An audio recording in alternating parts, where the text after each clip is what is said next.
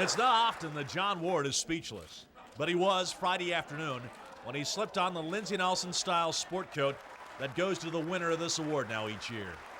Ward has captivated and thrilled Tennessee fans more than 3 decades with his distinctive calls of Tennessee football. Fakes the give, rolls to the near side, may run, he will. He's at the 5, 4, 3, 2, 1. Yes, yes, yes. Give him 6.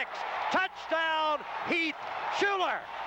See, I'm basically a radio announcer, and Lindsey now is probably more famous as a television announcer, but he was a radio announcer, and even though the technique is totally different, the pacing and the flow of a radio broadcast, I'm sure that I stole a lot from him.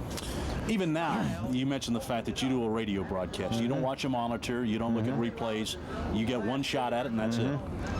Where'd you develop that technique, and why do you still do it like that? Because I'm a radio announcer. Radio announcer, to a certain degree, creates the atmosphere. I enjoy television, have done television, but to be perfectly honest with you, I don't enjoy television.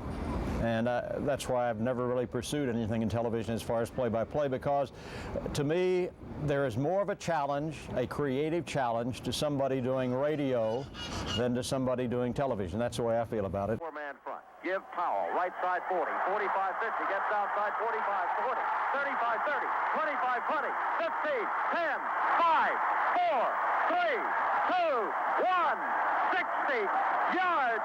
Jeff Powell, touchdown, Big Island. How is John Ward different from 1968 in that first Georgia game to now? How have you improved? Are you different as an announcer? Do you approach it any differently? No differently. I'm about the same now as I was in 1968 when we did the Georgia game. That was a tie game.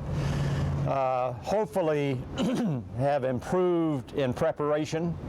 I think I prepare a lot more now. I know I do.